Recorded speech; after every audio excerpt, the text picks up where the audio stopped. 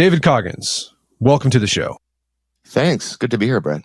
All right, so you got a great book out. It's called Men in Style, Essays, Interviews, and Considerations. We'll get more into the book in a little bit. But before we do, for those our listeners who aren't familiar with your work, can you give us a little bit about your background?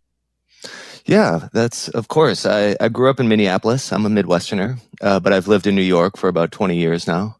And I've written about art, and for many years just about art for Art in America and other magazines. And then I started to kind of pulled back and wrote about things that interested me, like fly fishing and design and tailoring and wine and travel. And that's mostly what I do now.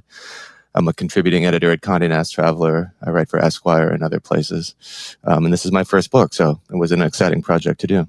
Yeah, so what was the impetus behind the book? Why did you decide to write this book? Because it's a style book, but instead of the sort of how-to on style, right? Where like how a suit should fit, how a cuff should break on your pant.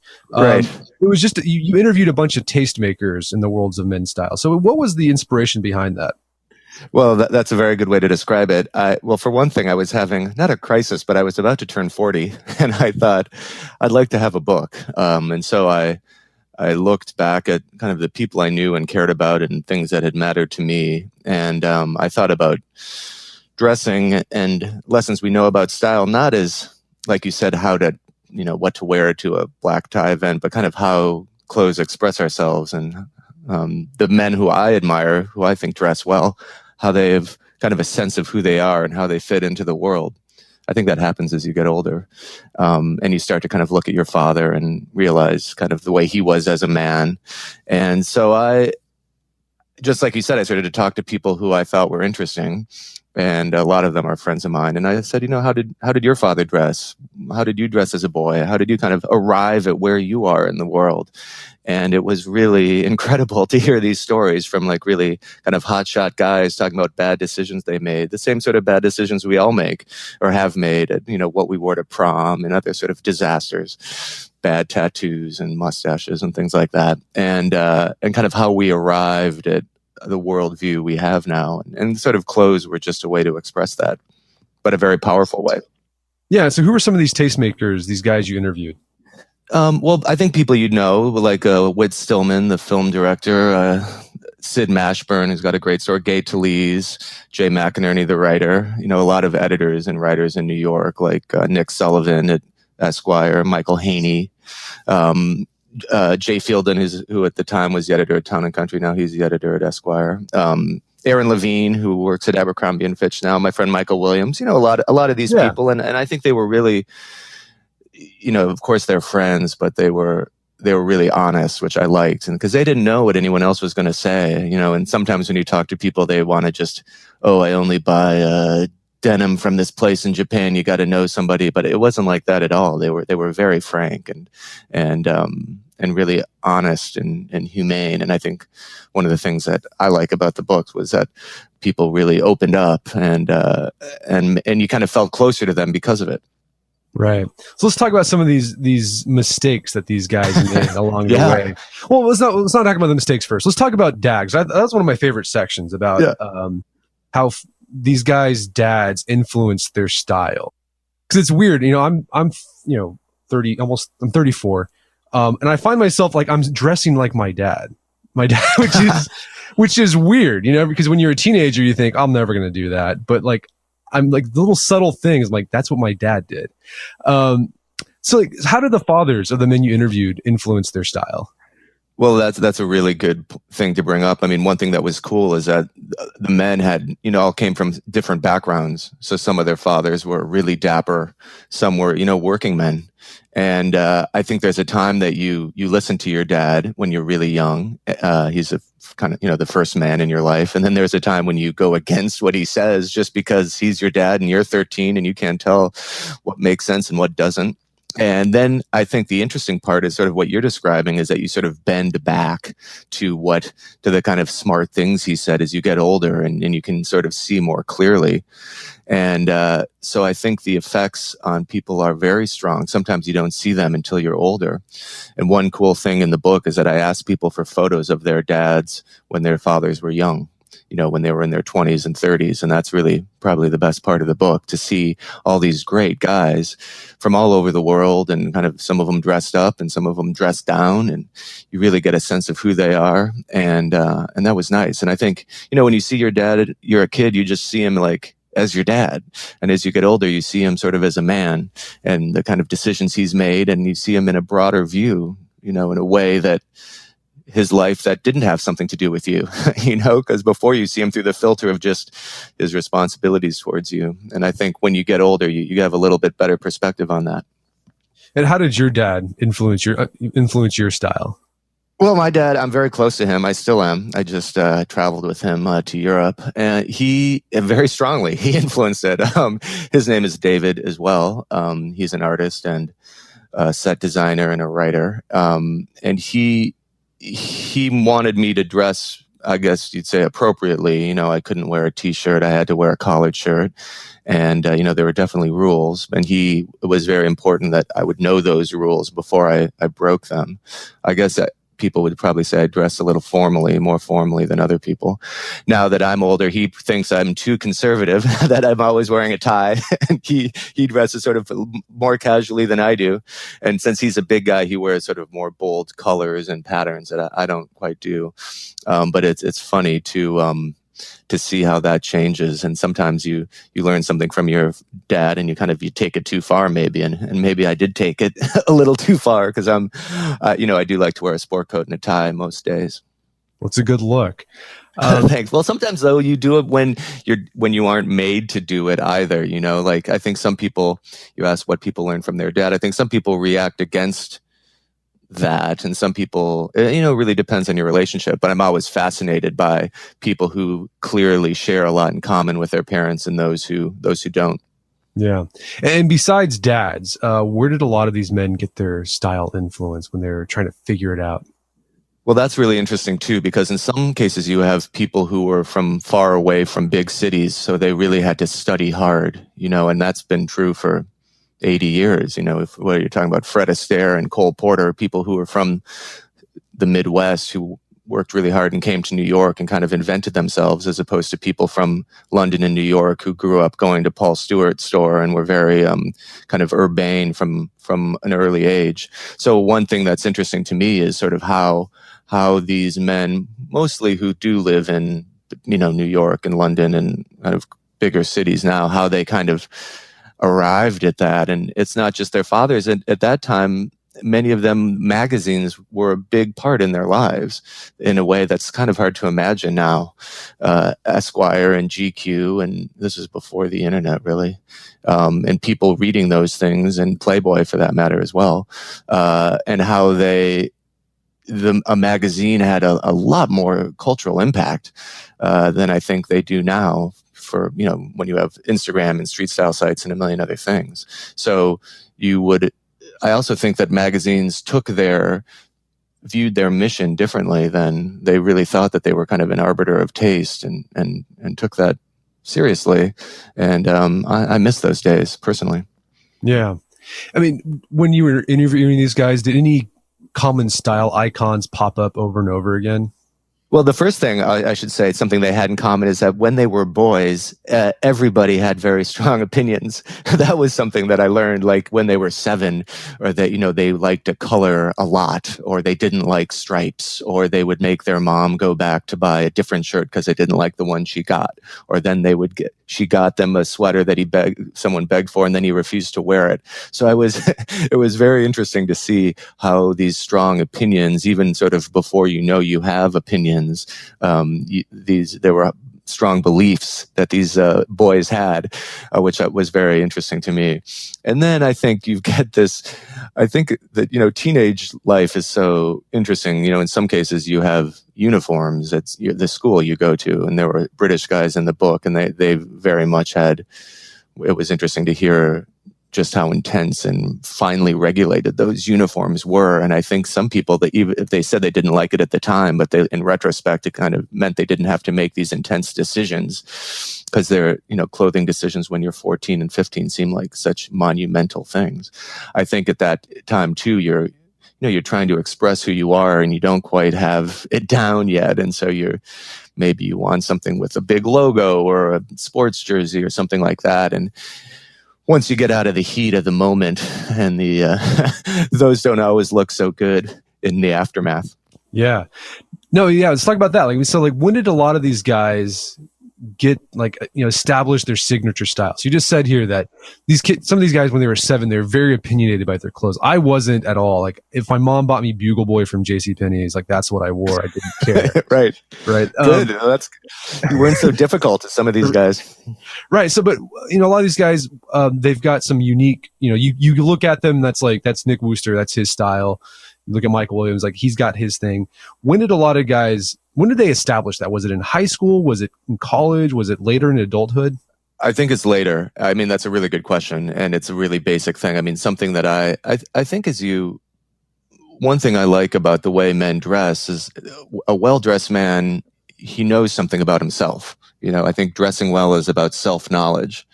And when you see that doesn't mean you have to wear an Italian suit. It can mean you wear the right jeans and t-shirt, but it looks like you know who you are and how you fit into the world. And I think that almost by definition has to happen as you get older, probably on the far side of 30. It means you've had a few jobs and you know where you live, and in kind of the same way your apartment or your house starts to kind of come together at a certain point, your wardrobe does too. And I think that, just in general, probably right around where you are, 34 is a good time. You kind of, you're a little more settled in what you want to do, and you know what you need and how to communicate it. And to be honest, you have enough money maybe to get the things that you want, and even to know what you don't need anymore. You've gone through some phases and you're like, okay, we can put to bed some of these experiments. And, I think having those phases is natural, though. I mean, you don't just come into the world perfectly formed. If you did, that would almost be unnatural. Yeah. So what were some of these phases that people went through?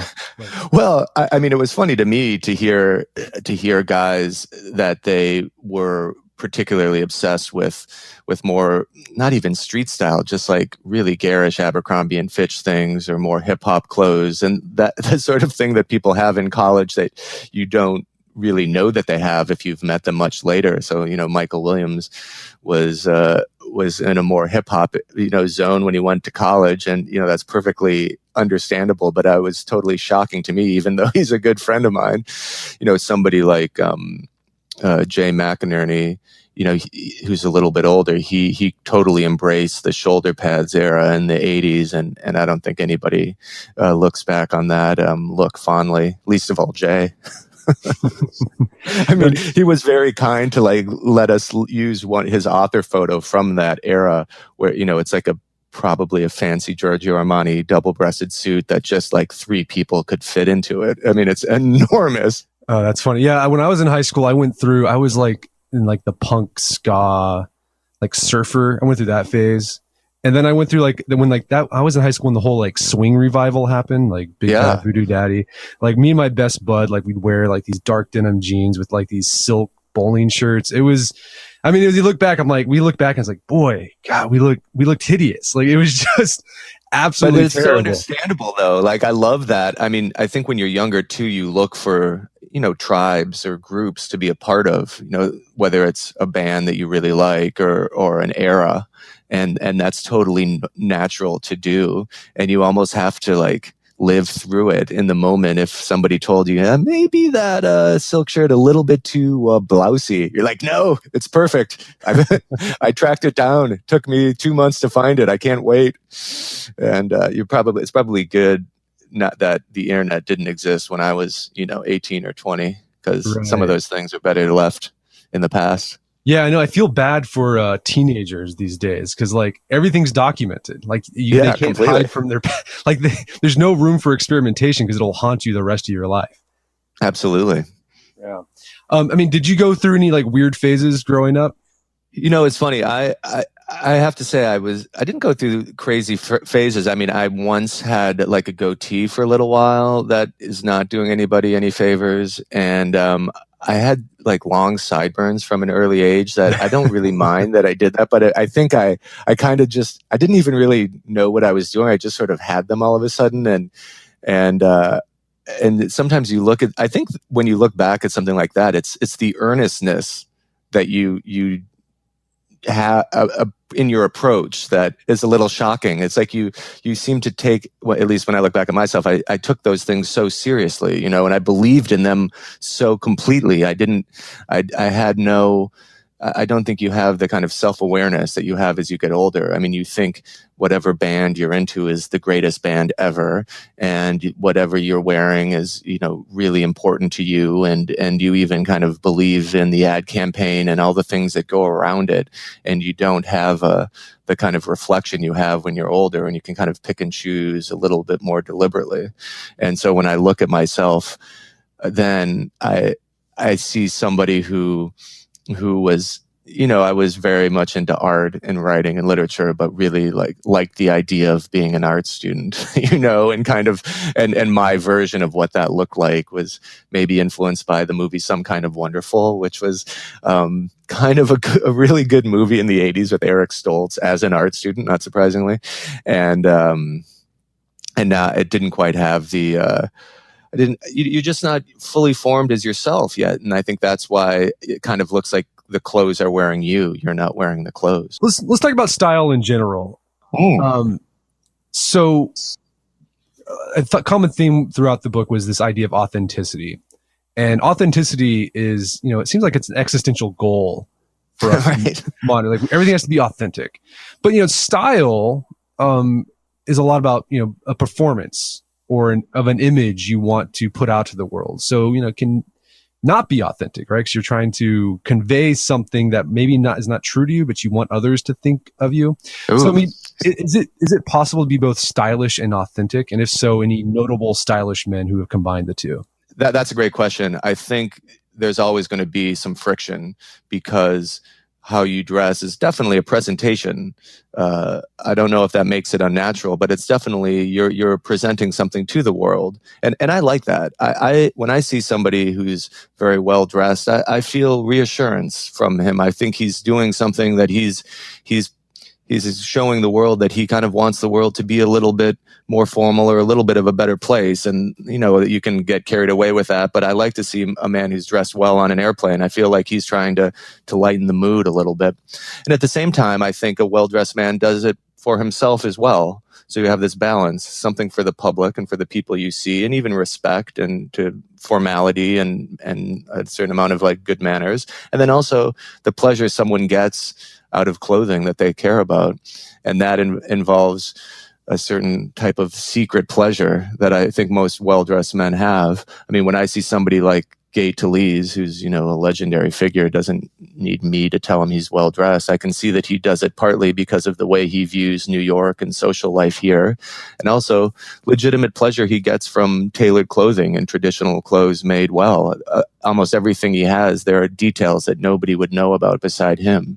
And at the same time, when he walks into a room, you certainly recognize it. So that's a good example of somebody who has it both ways. And I think most people, when they look at him, would say he's got an authentic sense of who he is. And I think that's a good thing.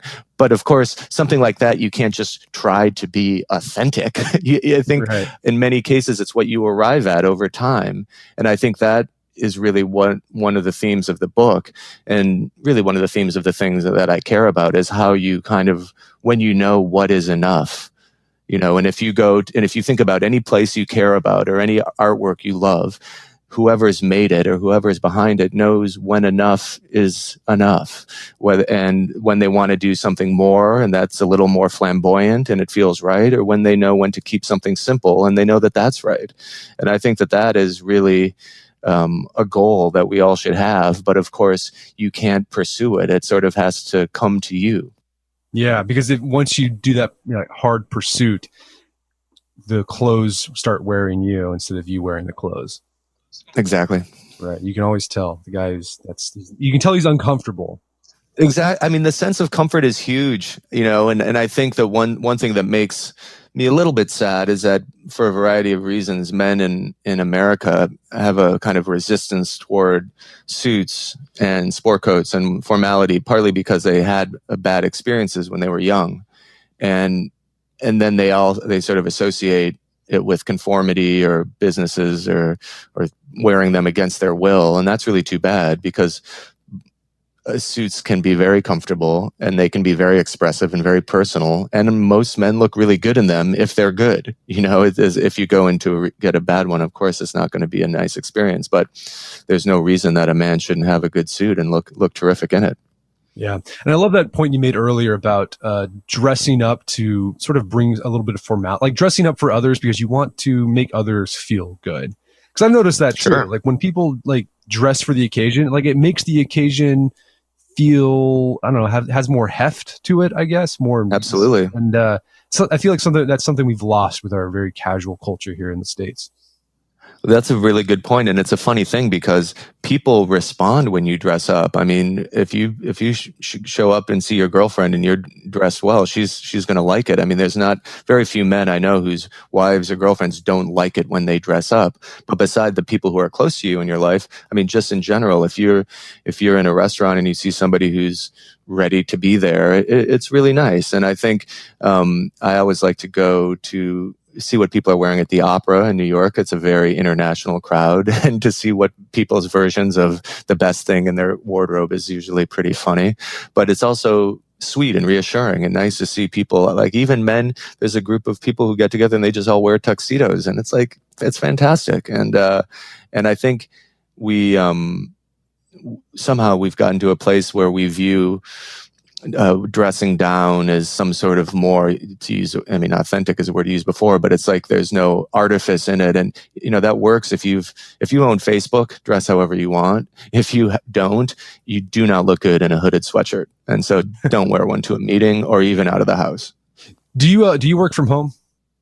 I do. So do you dress up like at home? Like, I do. I mean, I dress up. I mean, I don't wear a sport coat in the house, but I just feel more pulled together if I have, you know, I have a shirt, a collared shirt and a big sweater that I like to ride in. And I mean, it's definitely what I wear inside. I guess it would be kind of in the Mr. Rogers vibe, but I absolutely like to feel pulled together. I just feel more alert that way.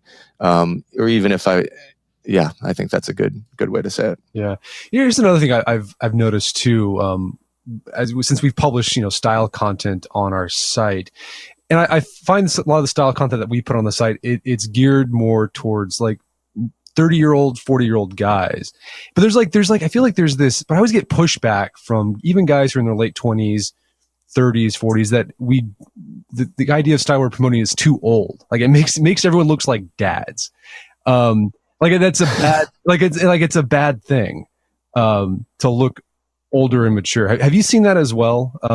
That's an interesting point. I think the issue is when you see these clothes done. First of all, I love the way old men dress. I have no problem with that. My dream style is like an old Italian uncle. When I go to Italy or when I look at style sites, I like to see what older Italian men wear, because they have this sense of formality and a sense of self-expression.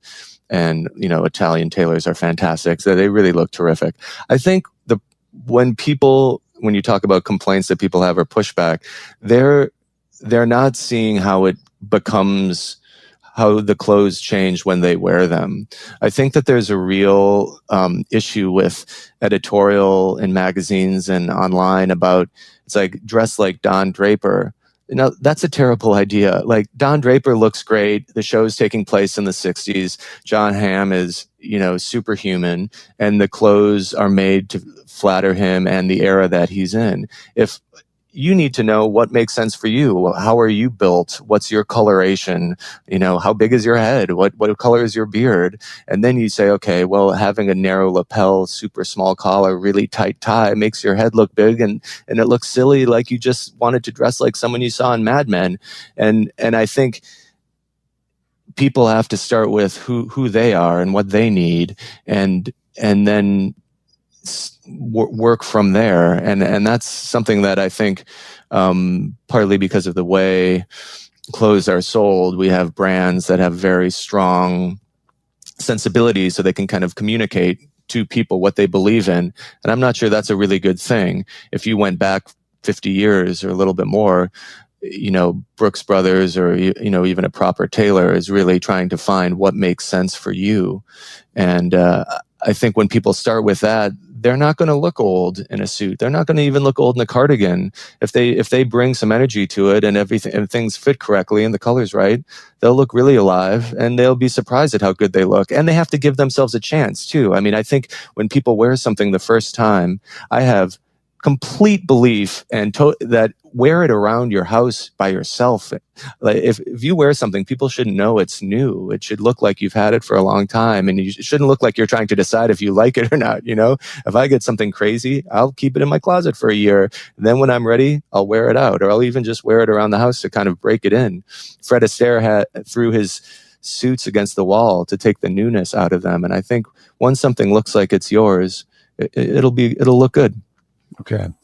You also interviewed some women. Yes. Their take on what they like to see on men. Any insights there for guys, or were the tastes so varied that there isn't really good advice there? Well, the basic insight is one we all know, which is that women are smarter than men. And that it was amazing to talk to. The women I talked to were writers and kind of creative types and incredibly smart. And I think it was interesting to talk to them because it was about their relationships with men and the clothes that men have. And so I think they like people dressed up, and they like men also to be masculine and manly. And I think that at least the people I talk to, and I would say the women I know in general, find it not effeminate in any way, but very masculine if a man is comfortable dressing up or even comfortable wearing pink, or that there's that's something that they find attractive. And I think that's true. So that I don't know if that was a surprise. It was nice to kind of have it confirmed. And I think that men don't like it when they feel like they're being dictated to. And that was a reminder there as well. If someone, they don't want something to be forced down them, whether it's by a store or their girlfriend or whomever else. And so sometimes you kind of have to let the man feel like he made the discovery himself, that he came to it himself, and then he'll think it's okay. But if somebody's stressing on, oh, you've got to wear more color, or, oh, you should really wear this, he's going to resist, because some things men just don't grow out of. And that type of resistance is one of them, I think. Yeah. So like we said earlier, there isn't a lot of prescriptive advice on style in the book, which one thing as I loved, it was refreshing to see that in a style book. But I'm curious, do you think there are items that every guy should have in his wardrobe? Oh, absolutely. I mean, I've been asked this since the book came out. People kind of want to know, well, what do I think? Where do you start? And it's hard, of course, but my basic rule is if Fred Astaire wore it in a film, it's probably a good idea. And if you go back and look at Fred Astaire's style, he wore classics, gray flannel suit, blue blazer, Oxford shirts, white bucks. He looked terrific. I think even if you don't wear a suit a lot, you should have a good suit, because when you wear it, it's almost always going to be an important situation, and you should be comfortable in it. But people don't look at it that way. They say, oh, I only wear this once a year, so it's not a priority for me. But I would look at it the exact opposite way. And so I think a good gray suit or a good blue suit that you're comfortable in at a place that seems to understand you is a good thing to have. And an unstructured sport coat, I think, is a really good thing to have too. A lot of companies are making them now, and it's something you can wear with jeans, you can wear it with trousers, and I think it looks really good. I mean, I think men should get kind of one of the classic things, like a good English brogue. If you have the staples in your wardrobe, you'll wear them more than you think. I don't think you need a lot of clothes. I would get usually the best version of something you can afford, and then try to wear it a lot. And I think you'll be happy you have it. I mean, if you really want to get specific, I also think knit ties look really good on men. You don't have to think about pattern, but the texture is really nice. You get some color in there. I don't think men take advantage enough of texture and color. I think they get kind of overwhelmed with concerns of pattern. And I think that can be distracting. I mean, I wear very simple pattern clothes myself for the most part, but I take a lot of advantage of texture and color. So going back to Fred Astaire, that guy wore a cravat sometimes. Okay, well, the cravat is not for, if you can dance like Fred Astaire, you can wear a cravat. That is a little bit dandyish, and for the people who are going to wear it probably even have one or know they're going to wear it. So that you got to draw a line somewhere. I mean, I think in general, sorry to cut you off, is that is that people, you want to stay within a comfort zone, and that you can push it slightly, like I have a velvet coat. I never thought I would have one, and now I'm used to it and I love it. But the cravat is definitely a step that most men are going to find uncomfortable. Do you know any like modern guys who can pull off the cravat? I think I do, but they're really in a rarefied group of people, and that, I think the thing that I like about really successful dandies is that they make what they're doing seem natural, even when it's very rarefied. And I know some people who've worn some very, very extreme clothing, and when they do it, it seems completely natural. I mean, even Nick Wooster, one of the keys to his success, and something I really admire about him, is he makes most of what he wears seem like completely understandable, and how you see the world the way he sees it. And when you have that confidence, that's a really good thing. And I also think people will go a lot further with you than you think. If you wear a hat that's a little daring, the first time your friends give you a hard time, the second time they're kind of used to it, the third time they think it's your signature style, and you're described as, the guy with the cool hat. And I think when you want to wear something enough to make it yours, and once it becomes yours, that's a very strong place to be. So besides clothing, where else can men express their sense of style? Oh, that's a great question. I mean, it's funny though, if you see a man that you think is well dressed, you kind of think he's going to be good at some other things too. I mean, a lot of men I like are, they're good cooks, not in a necessarily a flamboyant way, but they're capable in the kitchen. They're well read. They like to travel a certain way. You take their advice about places to visit. I think these are the things that just happen as you get older. And if you're curious or like to interact with the world in a certain way, it's no surprise that you know about those things. I mean, I think something about the book is not trying to get men to dress like me. I don't want men to, I'm happy to look different than other people. I think it's meant to dress like who they are, and maybe a slightly better version of who they are. I think you want to ask a little bit more of yourself, and especially as you get older and hopefully have more success and are more kind of secure in where you are in the world. And so I think once you have that then a certain amount of, sense of who you are, that will go into other places too. How your home is decorated, how the way you travel, how you entertain when you have people over. I think all of those are an expression of who you are and the things you care about. And I respond to all of those things when they're done well by other people. Yeah, one of my favorite sections in the book was talking about like things that guys collected, or what they collect. There was like this, sometimes it was just really weird. Some of the stuff they collect, but it made sense when, because you read, what their other insights were about style, but like that weird thing they collected is like, oh yeah, that makes sense that he would do that. Well, it's funny you say that. I mean, there's also a part in the book too about what are things you've inherited from your father or grandfather. And in some cases, it's quite obvious why something was passed down. It's a very nice watch, or it was dog tags from somebody who was in the war.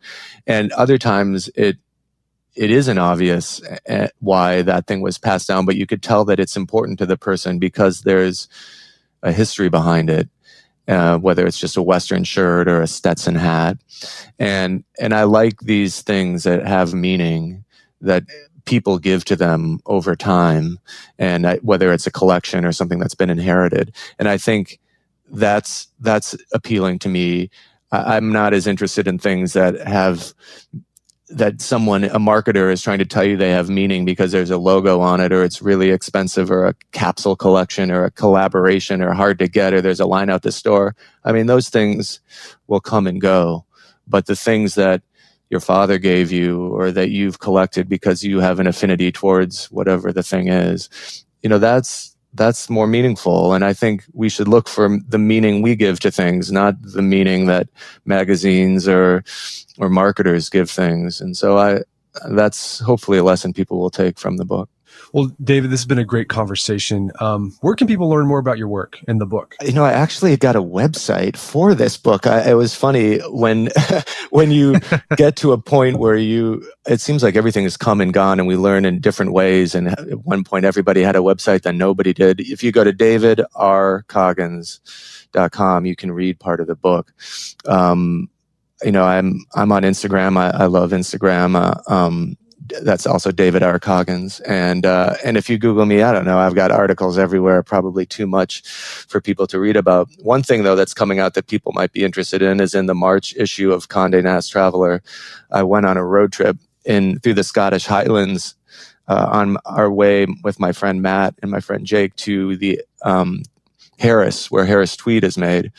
And that was a really, really cool trip and a really fun thing to do. And talking about traditional ways of doing things, Harris tweed, which has been made in very specific ways for hundreds of years, it was very cool to see the sheds where it's made, where the tweed is made. And so that was a fun trip and a cool thing that I think some of your listeners might be into. And that will be on newsstands in 2 weeks and online around that time too. Cool. Well, David Coggins, thank you so much for your time. It's been a pleasure. Thank you. My pleasure. My guest today was David Coggins. He's the author of the book Men in Style, Essays, Interviews, and Considerations. It's available on Amazon.com and bookstores everywhere. You can find out more information about his work at davidrcoggins.com, and make sure to check out our show notes at aom.is/meninstyle, where you can find links to resources where you can delve deeper into this topic.